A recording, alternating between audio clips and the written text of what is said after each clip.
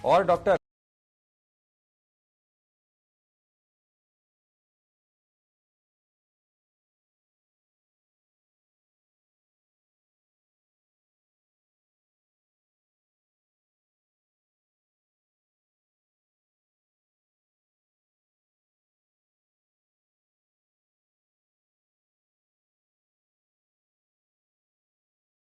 बनवारी लाल ने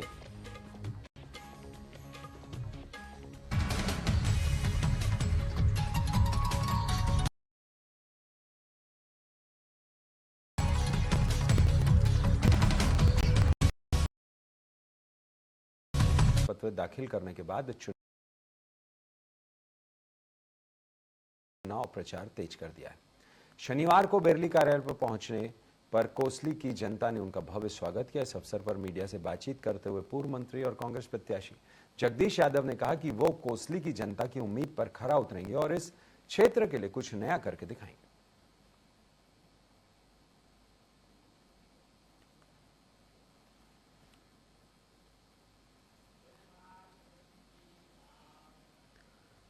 PM Modi Jan Ashirwad rally को संबोधित करने कुरुक्षेत्र पहुंचे, जहां मुख्यमंत्री नायब सैनी ने उनका स्वागत धान की फसल और पगड़ी पहनाकर किया।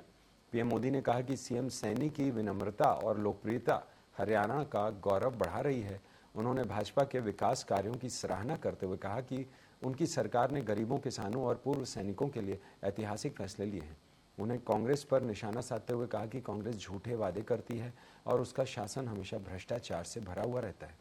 मोदी ने भरोसा जताया कि हरियाणा में भाजपा तीसरी बार सरकार बनाएगी।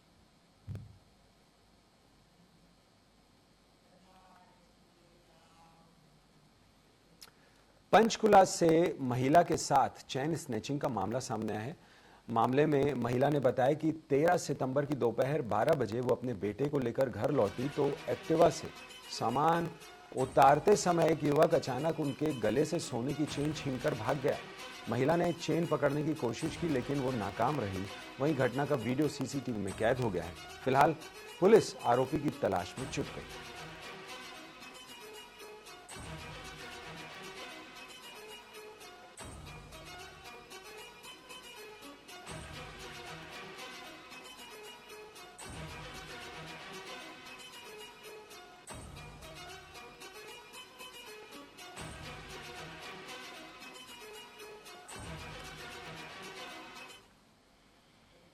हिंसार लोकसभा के बरवाला विधानसभा क्षेत्र से बीजेपी प्रत्याशी रणवीर गंगवा ने आज डोर टू डोर अभियान चलाया। इस दौरान उन्होंने टीवी 24 से बातचीत करते हुए बताया कि अभियान के तहत वे लोगों से व्यक्तिगत संपर्क कर रहे हैं। पहले वे चौपाल अभियान चला चुके हैं। नैना चौटाला की ओर से पूर्व मंत्री अनूप धानक पर की गई टिप्पणियों पर प्रतिक्रिया देते हुए रणवीर गंगवा ने कहा कि ऐसी बातों से किसी को कोई लाभ नहीं होता और ये टिप्पणियां शोभा नहीं देती। उन्होंने कहा कि चुनावी प्रचार के दौरान सकारात्मक और मुद्दे आधारित चर्चा की आवश्यकता है।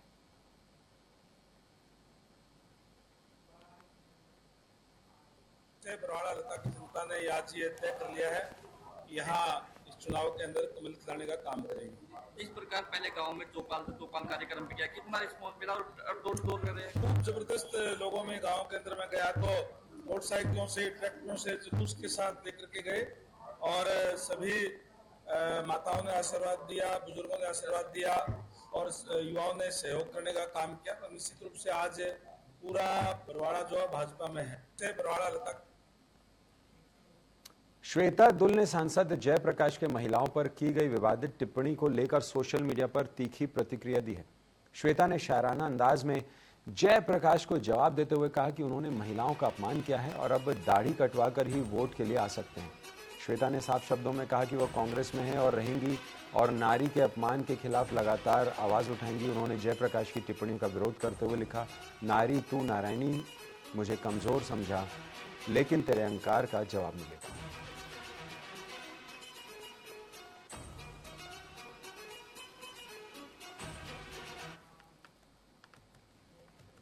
करनाल में आपके प्रदेश अध्यक्ष सुशील गुप्ता ने कई मुद्दों को लेकर नेताओं पर निशाना साधा है। उन्होंने पीएम नरेंद्र मोदी पर निशाना साधते हुए कहा कि पिछली बार जब वे आए थे तो कोयला चोर का नारा दिया था, लेकिन बाद में उन्हीं लोगों ने मैदान में उतारा वे जल्द ही अरविंद केजरीवाल से दिल्ली में मिलकर हरियाणा चुनाव प्रचार के लिए निमंत्रण देंगे। वहीं उन्होंने SYL मुद्दे पर PM से समाधान निकालने की अपील की।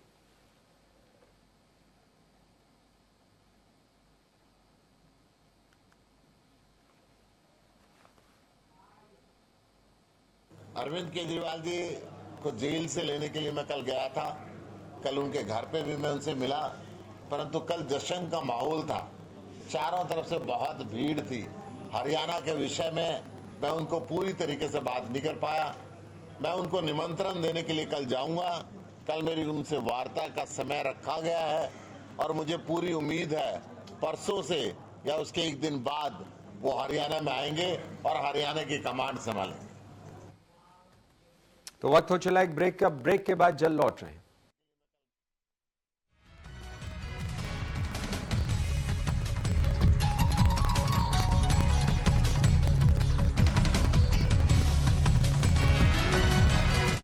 प्रकृति की असीम अनुकंपा की भूमि उत्तर प्रदेश देश में है विशेष।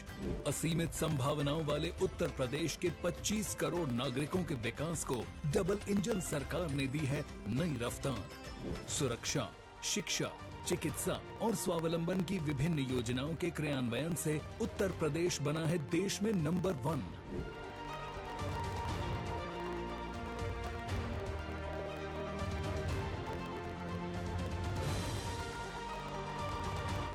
गरीबों को मुफ्त राशन, जरूरतमंदों को पक्का आवास, सर्वाधिक शौचालय निर्माण, निशुल्क गैस कनेक्शन का उपहार और MSME क्षेत्र में अग्रणी राज्य है नया उत्तर प्रदेश। देश में सर्वाधिक PM किसान सम्मान निधि मिलने से अन्नदाताओं के चेहरे पर है मुस्कान। नए भारत में नंबर 1 उत्तर प्रदेश, जन कल्याण में विशेष। Rabindranath Tagore University Bhopal NIRF ranked for 5 consecutive years। 600 से ज्यादा company types. Rabindranath Tagore University। माननीय प्रधानमंत्री श्री नरेंद्र मोदी जी ने लैंड रिकॉर्ड्स को डिजिटाइज करने का जन उपयोगी संकल्प लिया है। मध्य प्रदेश में मुख्यमंत्री डॉक्टर मोहन यादव ने प्रधानमंत्री जी की संकल्पना को साकार करने के लिए राजस्व न्यायालयों के कंप्यूटराइजेशन की पहल की है। प्रॉपर्टी के कागजों को लेकर बहुत उलझने रही है। इसके चलते मध्य प्रदेश की सरकार इसमें बहुत बेहतरीन काम कर रही है। आज संपदा पोर्टल के माध्यम से मध्य प्रदेश में रजिस्ट्री ऑनलाइन की जा रही है। रजिस्ट्री के बाद नामांतरण और लैंड रिकॉर्ड के अपडेशन को त्वरित बनाने के लिए मध्य प्रदेश में 29 फरवरी 2024 से प्रदेश के सभी 55 जिलों में साइबर तहसील व्यवस्था लागू की गई। नामांतरण को लेकर के आधुनिक तकनीक का उपयोग करते हुए पूरे देश में सबसे पहले मध्य प्रदेश में रजिस्ट्रीकरण के साथ तुरंत नामांतरण करने की एक प्रक्रिया स्थापित की, जिसके कारण से पटवारी के पास अलग से आवेदन करना, तारीख लगाना, न्यायालय तक जाना, राजस्व न्यायालय तक जाना, इसकी कोई आवश्यकता नहीं है। साइबर तहसील में ग्रामीण और शहरी क्षेत्र के पूर्ण खसरे, जिसमें किसी प्रकार का विवाद नहीं है कि रजिस्ट्री के बाद नामांतरण और रिकॉर्ड का अपडेशन बिना अलग से आवेदन दिए एक end to end online, paperless, faceless और ऑटोमेटिक प्रणाली से किया जा रहा है।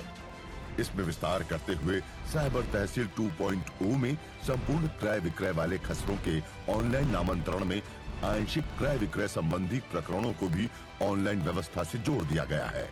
मध्य प्रदेश में प्रतिवर्ष अविवादित नामांतरण के प्रकरणों में औसतन 2 लाख प्रकरण संपूर्ण खसरे के क्रय विक्रय के और 6 लाख प्रकरण आंशिक क्रय विक्रय से संबंधित होते हैं। इस प्रकार क्रय विक्रय के 8 लाख नामांतरण प्रकरणों का निराकरण अब साइबर तहसील व्यवस्था से किया जा रहा है।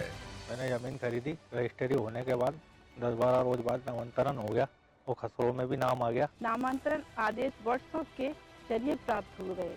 खसरा रिकॉर्ड में मेरा नाम भी अपडेट किया हुआ था। मध्य प्रदेश में आज साइबर तहसील व्यवस्था से पारदर्शिता बढ़ी है और नागरिकों के समय एवं खर्च में कमी हो रही है। साथ ही रजिस्ट्री के नामांतरण की संपूर्ण सुविधा घर बैठे प्राप्त हो रही है। मध्य प्रदेश में सुशासन से समाधान। Rabindranath Tagore University Bhopal, NIRF ranked for 5 consecutive years।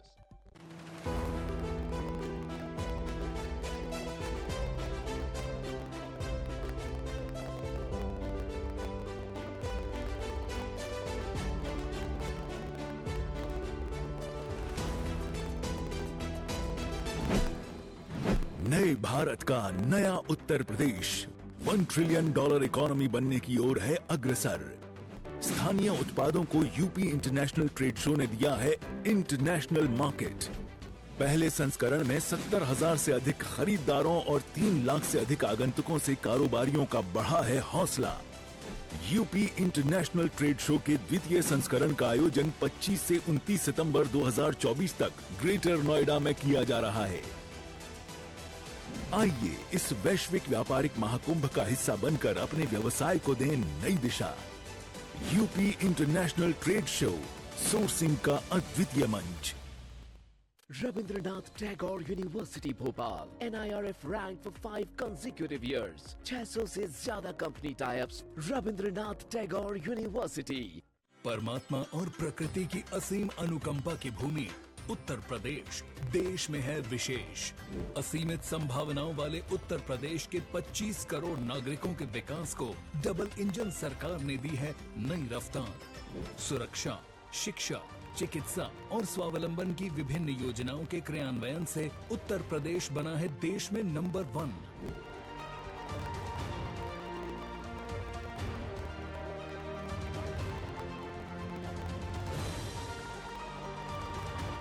गरीबों को मुफ्त राशन, जरूरतमंदों को पक्का आवास, सर्वाधिक शौचालय निर्माण, निशुल्क गैस कनेक्शन का उपहार और MSME क्षेत्र में अग्रणी राज्य है नया उत्तर प्रदेश। देश में सर्वाधिक PM किसान सम्मान निधि मिलने से अन्नदाताओं के चेहरे पर है मुस्कान। नए भारत में नंबर 1 उत्तर प्रदेश, जन कल्याण में विशेष। Rabindranath Tagore University Bhopal, NIRF ranked for 5 consecutive years.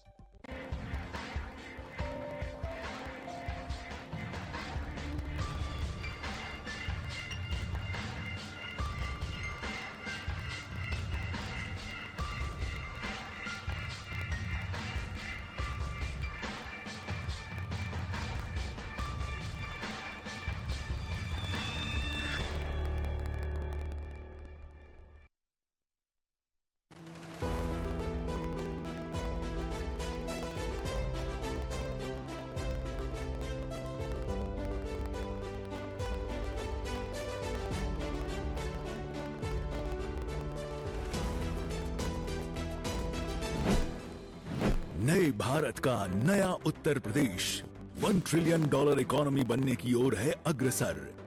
स्थानीय उत्पादों को यूपी इंटरनेशनल ट्रेड शो ने दिया है इंटरनेशनल मार्केट। पहले संस्करण में 70,000 से अधिक खरीदारों और 3 लाख से अधिक आगंतुकों से कारोबारियों का बढ़ा है हौसला। यूपी इंटरनेशनल ट्रेड शो के द्वितीय संस्करण का आयोजन 25 से 29 सितंबर 2024 तक ग्रेटर नोएडा में किया जा रहा है। आइए इस वैश्विक व्यापारिक महाकुंभ का हिस्सा बनकर अपने व्यवसाय को दें नई दिशा।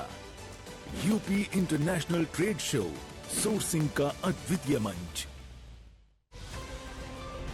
माननीय प्रधानमंत्री श्री नरेंद्र मोदी जी ने लैंड रिकॉर्ड्स को डिजिटाइज करने का जन उपयोगी संकल्प लिया है। मध्य प्रदेश में मुख्यमंत्री डॉक्टर मोहन यादव ने प्रधानमंत्री जी की संकल्पना को साकार करने के लिए राजस्व न्यायालयों के कंप्यूटराइजेशन की पहल की है। प्रॉपर्टी के कागजों को लेकर बहुत उलझने रही है। इसके चलते मध्य प्रदेश की सरकार इसमें बहुत बेहतरीन काम कर रही है। आज संपदा पोर्टल के माध्यम से मध्य प्रदेश में रजिस्ट्री ऑनलाइन की जा रही है। रजिस्ट्री के बाद नामांतरण और लैंड रिकॉर्ड के अपडेशन को त्वरित बनाने के लिए मध्य प्रदेश में 29 फरवरी 2024 से प्रदेश के सभी 55 जिलों में साइबर तहसील व्यवस्था लागू की गई। नामांतरण को लेकर के आधुनिक तकनीक का उपयोग करते हुए पूरे देश में सबसे पहले मध्य प्रदेश में रजिस्ट्रीकरण के साथ तुरंत नामांतरण करने की एक प्रक्रिया स्थापित की, जिसके कारण से पटवारी के पास अलग से आवेदन करना, तारीख लगाना, न्यायालय तक जाना, राजस्व न्यायालय तक जाना, इसकी कोई आवश्यकता नहीं है। साइबर तहसील में ग्रामीण और शहरी क्षेत्र के पूर्ण खसरे, जिसमें किसी प्रकार का विवाद नहीं है कि रजिस्ट्री के बाद नामांतरण और रिकॉर्ड का अपडेशन बिना अलग से आवेदन दिए एक end to end online, paperless, faceless और ऑटोमेटिक प्रणाली से किया जा रहा है। इसमें विस्तार करते हुए साइबर तहसील 2.0 में संपूर्ण क्रय विक्रय वाले खसरों के ऑनलाइन नामांतरण में आंशिक क्रय विक्रय संबंधी प्रकरणों को भी ऑनलाइन व्यवस्था से जोड़ दिया गया है। मध्य प्रदेश में प्रतिवर्ष अविवादित नामांतरण के प्रकरणों में औसतन 2 लाख प्रकरण संपूर्ण खसरे के क्रय विक्रय के और 6 लाख प्रकरण आंशिक क्रय विक्रय से संबंधित होते हैं। इस प्रकार क्रय विक्रय के 8 लाख नामांतरण प्रकरणों का निराकरण अब साइबर तहसील व्यवस्था से किया जा रहा है। मैंने जमीन खरीदी,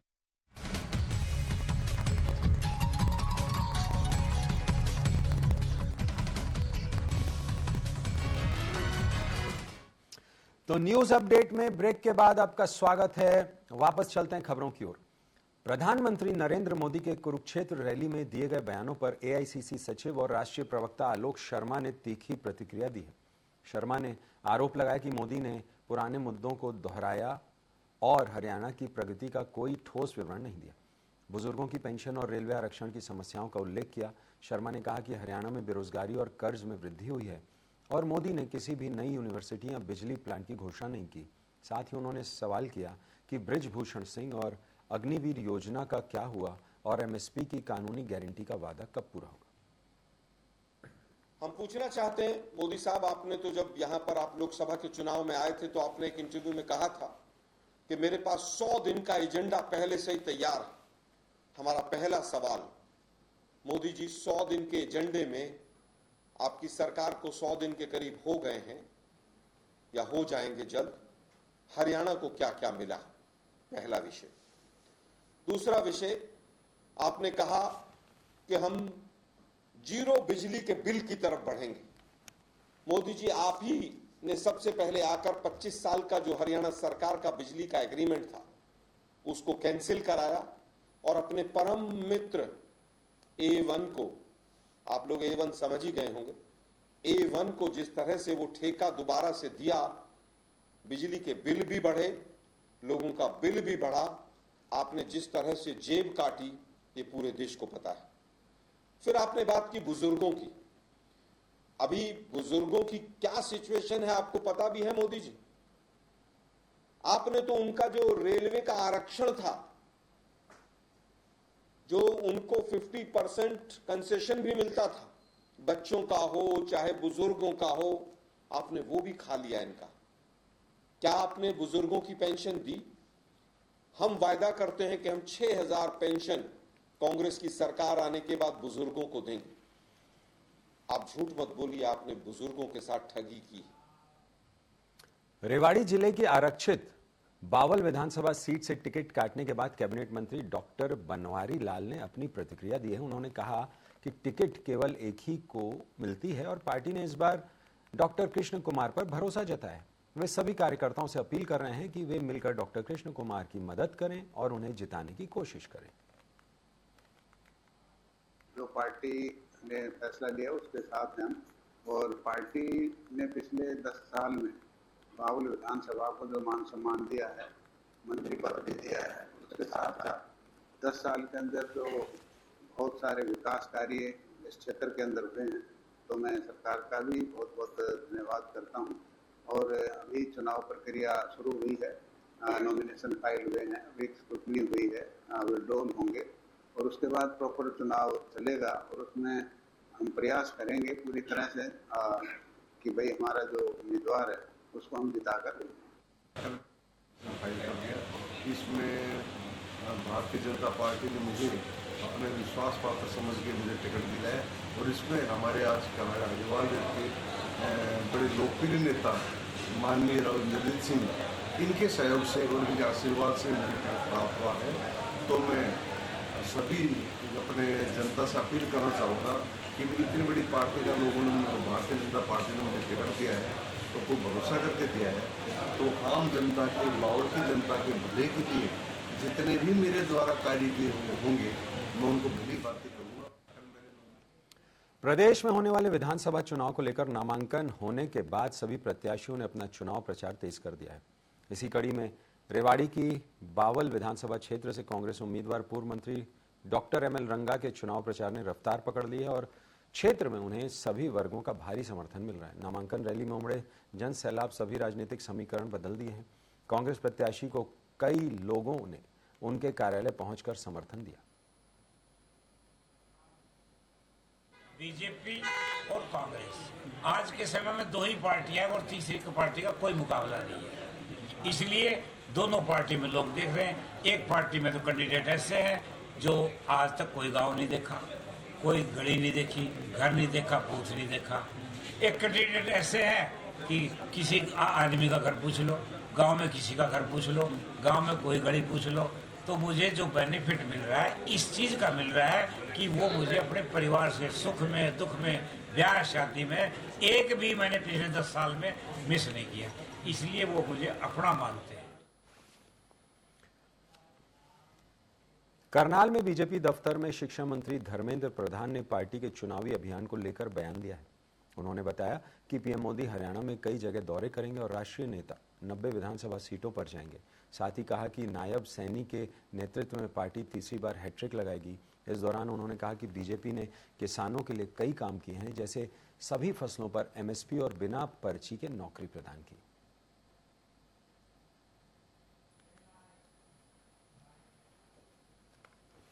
चुनाव होने जा रहा है। कल माननीय प्रधानमंत्री जी कुरुक्षेत्र के अंदर पधारे थे। माननीय प्रधानमंत्री जी का आने वाले दिनों में प्रदेश के विभिन्न इलाका में दौरा होने वाला है। भारतीय जनता पार्टी की तमाम राष्ट्रीय नेतृत्व, प्रादेशिक नेतृत्व इस चुनाव अभियान में 90 से 90 विधानसभाओं में भी जाएंगे। हम माननीय प्रदेश के लोकप्रिय मुख्यमंत्री श्री नायब सिंह सैनी जी के नेतृत्व में चुनाव लड़ रहे हैं। भारतीय जनता पार्टी तीसरी बार हैट्रिक लगाएगी। मैं हरियाणा में पिछले 2 महीने में विभिन्न इलाका में घूम रहा हूं। भारतीय जनता पार्टी सरकार की गई कामों के आधार पे लोगों ने तीसरी बार देश में प्रधानमंत्री जी को आशीर्वाद किया है। अनिल विज ने मुख्यमंत्री पद के लिए अपना दावा पेश किया है। उन्होंने कहा कि उनकी वरिष्ठता को देखते हुए वह सीएम बनने का अधिकार रखते हैं। विज ने भरोसा दिलाया कि यदि उन्हें मुख्यमंत्री बनाया गया तो वह हरियाणा की तस्वीर और तकदीर बदल देंगे। उनके अनुसार राज्य की मौजूदा स्थिति को देखते हुए उनके नेतृत्व में हरियाणा में सकारात्मक परिवर्तन लाया जा सकेगा। उन्होंने अपनी योजनाओं और दृष्टिकोण को साझा करते हुए यह भी कहा कि उनके अनुभव और प्रतिबद्धता राज्य के विकास में महत्वपूर्ण भूमिका निभाएगी। सबसे वरिष्ठ विधायक 6 बार मैं बन चुका हूँ और 7वीं बार चुनाव लड़ने का। मैंने आज तक पार्टी से कभी कुछ नहीं मांगा, लेकिन इस बार मेरे पर सारे हरियाणा की जनता का और मेरे माला छावनी की जनता का बहुत दबाव पड़ रहा है। इसलिए इस बार मैं अपनी सीनियरिटी के दम पर मुख्यमंत्री पद का पार्टी के आगे। हरियाणा के यमुनानगर पहुंचे आम आदमी पार्टी के प्रदेश अध्यक्ष सुशील गुप्ता ने दावा किया कि हरियाणा में आम आदमी पार्टी की सरकार बनेगी। उन्होंने कहा कि मोदी सरकार ने राजनीतिक द्वेष के कारण केजरीवाल को झूठे मामले में फंसाया और अब वह बाहर आ चुके हैं। उन्होंने कहा कि केजरीवाल शेर हैं और हरियाणा के लाल हैं। वह हरियाणा के हर इलाके में जाएंगे और लोगों से वोट की अपील करेंगे। आज यमुनानगर के अंदर हमारे आम आदमी पार्टी के प्रत्याशी ललित त्यागी जी के कार्यालय के शुभारंभ करने के लिए आज मैं यहाँ पर आया हूँ। मेरे साथ में लक्ष्मण विनायक जी हैं, हाँ गगनदीप सिंह जी हैं और हमारे पार्टी के बाकी सारे और साथी हैं, जो सब मिलकर मजबूती से इस चुनाव को लड़ रहे हैं। पूरा एकजुटता और एक संघर्ष यहाँ पर मुझे देखने को मिला। मैं आ रहा था तो रास्ते में काफी कार्यकर्ताओं ने यमुनानगर के अंदर ही मैं घरों पे बैठा और वहाँ पे ललित त्यागी जी की तारीफ मुझे सुनने को मिली कि चुनाव बहुत मेहनत के साथ लड़ा जा रहा है। न्यूज अपडेट में आज के लिए फिलहाल इतना ही। आप बने रहेंगे टीवी 24 के साथ। नमस्कार।